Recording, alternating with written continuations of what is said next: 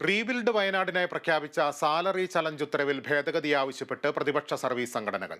താഴ്ന്ന തസ്തികയിൽ ജോലി ചെയ്യുന്നവരെ മാനദണ്ഡം സാരമായി ബാധിക്കുമെന്നാണ് സംഘടനകളുടെ വാദം. ഉത്തരവ് പുനഃപരിശോധിക്കണമെന്നാവശ്യപ്പെട്ട് പ്രതിപക്ഷ സംഘടനകൾ മുഖ്യമന്ത്രിക്ക് നിവേദനം കൈമാറി.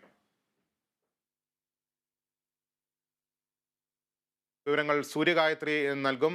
സൂര്യ, ഈ സാലറി ചലഞ്ചിനെ ഇപ്പോൾ പ്രതിപക്ഷ സംഘടനകൾ എതിർക്കുന്നത് ഏതൊക്കെ കാര്യങ്ങൾ ചൂണ്ടിക്കാട്ടിയാണ്? വയനാട് പുനരധിവാസത്തിനായി സംസ്ഥാനത്തെ സർക്കാർ ജീവനക്കാരും അതുപോലെ തന്നെ അധ്യാപകരും അടക്കമുള്ളവർ 5 ദിവസത്തെ ശമ്പളം മുഖ്യമന്ത്രിയുടെ ദുരിതാശ്വാസ നിധിയിലേക്ക് സംഭാവന നൽകണമെന്നായിരുന്നു സർക്കാർ ഉത്തരവ്. ആദ്യ ഗഡു അടുത്ത മാസം മുതൽ ഈടാക്കി തുടങ്ങുന്ന സാഹചര്യത്തിലാണ് ഉത്തരവിനെതിരെ പ്രതിപക്ഷ ജീവനക്കാരുടെ സംഘടനകൾ പ്രതിഷേധം അറിയിച്ചിരിക്കുന്നത്. സർക്കാർ പുറത്തിറക്കിയ ഉത്തരവിൽ ഭേദഗതി വരുത്തണമെന്ന ആവശ്യം ജീവനക്കാർ ഉന്നയിക്കുന്നുണ്ട്.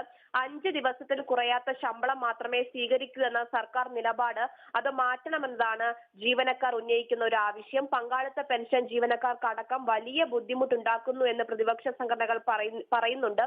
താഴ്ന്ന തസ്തികയിൽ ജോലി ചെയ്യുന്നവർക്കും സാമ്പത്തികമായി ക്ലേശമുണ്ടാക്കുന്നതാണ് ഈ ഉത്തരവിലെ മാനദണ്ഡങ്ങളെന്നും പ്രതിപക്ഷ സർവീസ് സംഘടനയായ NGO അസോസിയേഷൻ ഉന്നയിക്കുന്നുണ്ട്.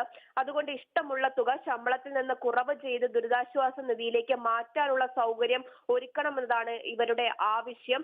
അതേസമയം മറ്റൊരു പ്രധാനപ്പെട്ട കാര്യം, ഈ ഉത്തരവ് ഇറക്കുന്നതിന് മുമ്പ് പ്രതിപക്ഷ സർവീസ് സംഘടനകളുടെ യോഗം സർക്കാർ വിളിച്ചു ചേർത്തിട്ടുണ്ടായിരുന്നു. ഈ യോഗത്തിൽ സർക്കാരിന്റെ തീരുമാനത്തിനൊപ്പമെന്ന് അറിയിച്ച സംഘടനകളാണ് ഉത്തരവിറങ്ങി ദിവസങ്ങൾക്കുള്ളിൽ ഇത്തരത്തിലൊരു വിമർശനം ഉന്നയിച്ച് രംഗത്തെത്തിയിരിക്കുന്നത്. എന്തായാലും ഉത്തരവ് പുനഃപരിശോധിക്കണമെന്ന് ആവശ്യപ്പെട്ടുകൊണ്ട് ജീവനക്കാരുടെ സംഘടന മുഖ്യമന്ത്രിക്ക് കത്ത് നൽകിയിരിക്കുകയാണ്. ശരി സൂര്യ.